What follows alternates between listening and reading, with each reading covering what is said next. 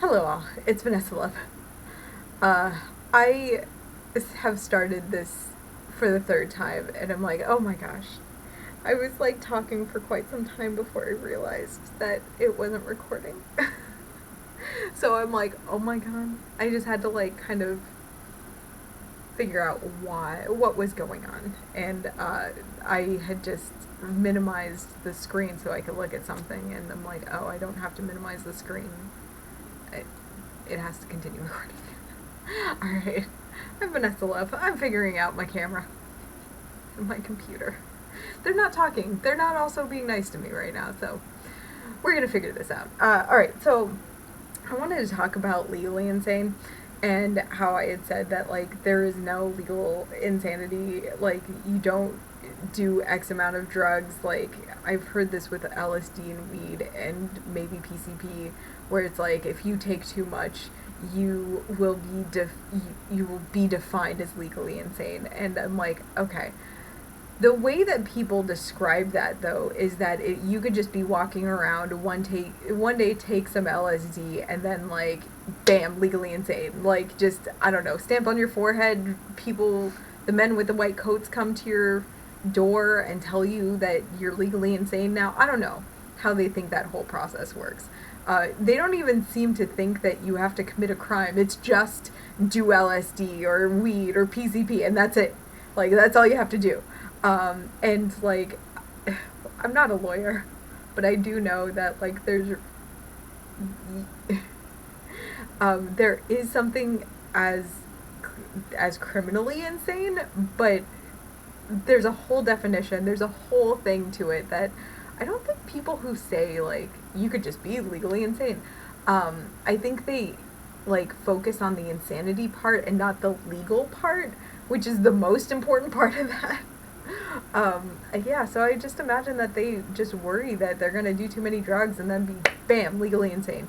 Alright, so, criminally insane means that you have committed a crime. And it's not just doing LSD. It is doing something a little bit more. So, like, I know that some people plead temporary insanity, some people are charged with crimes of passion, meaning that they couldn't fully evaluate what was going on in the moment because something kind of blocked them from experiencing that. So I did find a slide from slideplayer.com that just says legal definitions of insanity, and it goes from 1843 to 1984, at least on this slide. So it looks like McNaughton rule is defendant was responsible if he knew the nature and consequences of his actions and that it was forbidden by law. Yeah, alright. Then in 1887, they had irresistible impulse, emotional inability to resist an act, like a criminal act. The Durham rule is in 1954. I'm guessing they started understanding mental disorders at this point. Maybe DSM-1 had come out. And that was that the person is not criminally responsible if the behavior is the product of a mental disease. So, like, I can go into some detail, some knowledge of that. The next one is 1962, the American Law Institute standard, which was lacks substantial capacity to evaluate criminality or conform behavior to law. And then 1984, Insanity Defense Reform Act, not guilty if due to mental disease and was unable to evaluate the wrongfulness of the act. Shift of burden to defendant to prove insanity. So there is insanity, but it has to definitely do with criminality. It does not have to do with substance, or like specifically. This can be someone like, I'm trying to think of any like case that I can think of where someone was like, legally insane, criminally insane. But I don't know.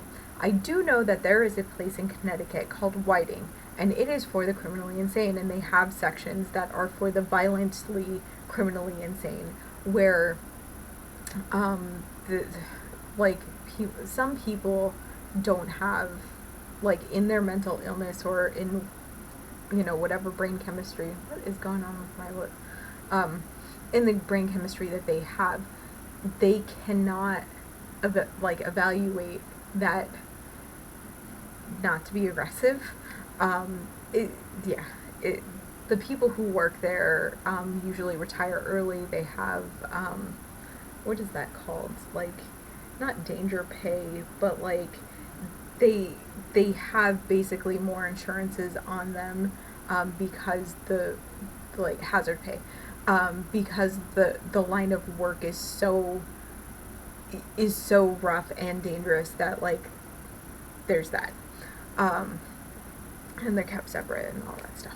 Anyway, so my experiences, when I worked at the hospital, there were people who had psychosis. Most of them did not commit crimes because we didn't have hazard pay, so, like, it wasn't the place for people who had the criminal aspect of it. So, like, mostly we got people who were either having their first break. We had people who were paranoid about, like, people following them. I know that there was someone who had non-delusional, not non-delusional. She had delusions, but they sounded normal. Like, that she would, like, argue with her ex-husband. That's not the real situation. But, like, argue with her ex-husband, for example, over, like, a car or something. And, like, that, it's a delusion because, like, she, like, the ex-husband has been like, we don't argue, like, we don't talk, like, nothing's going on here, where, like, this person is perceiving that that's what's happening. And some of the people would come in, and of course I'm changing details here, okay? I'm changing details. So things like, you and I understand, and this is just, like, one of those things that came up when I was kind of reading, these definitions. I think specifically the ability to, like, to evaluate criminality or conform behavior to law.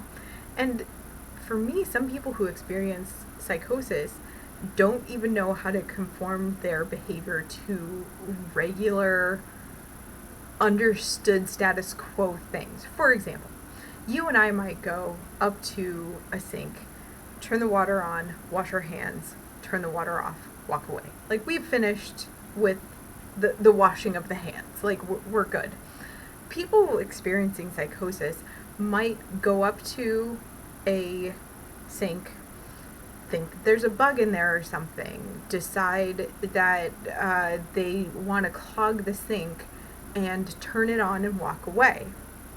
Maybe they did wash their hands, maybe they didn't, I don't know. But then, like, we don't, like, generally people don't do those type of things because we want to conserve water, we don't want a high water bill, we don't want to flood our apartments, those type of things. And or houses, if you live in an apartment, you don't want to flood someone else's apartment because you're, like, kind of blocking, things in your apartment. People who have psychosis, they don't think that way. So they might just do that. They also sometimes keep their pee. It's very common, actually, for them to pee into bags and keep it.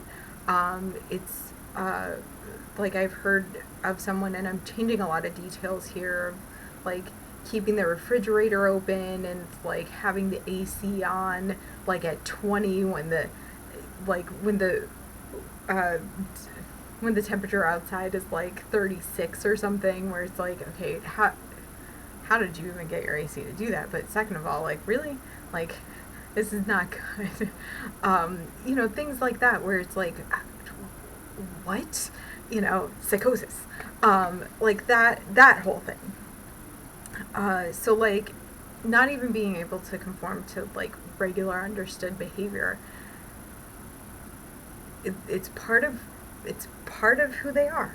unfortunately, and it is part of, kind of that, these very, like, odd behaviors are part of the, the, the diagnosis. So you can imagine someone experiencing that, and if they had the thought to, that their neighbor or something, ex-wife, whomever, is following them, poisoning them, whatever other delusions there are, that, like, they might attack that person and then have this criminally insane, you know, like, stamp, judgment on them, because they can't fully evaluate that what they did is wrong. What they feel is happening, obviously, in their world. So, like, they might come up with this idea, or maybe the TV told them, or maybe the, radio waves or their cell phone or whatnot, like, told them to do this. And so, now it's kind of you committed a crime because of something that, because of your mental disorder, and now we have this definition of criminally insane. And that's really what I wanted to emphasize, is that, like, no, you can't just have too much LSD and be deemed criminally insane. It's really, like, something very, very specific to the law and definitions of, what it means, and, how to have an evaluation basically with the court that says that you could not fully evaluate right from wrong ever. Right? Like, that's a whole thing. There are some people who can't. It's a diagnosis, right? Anyway, I hope that was helpful for clarity, and I will talk with you guys soon. All right, thanks.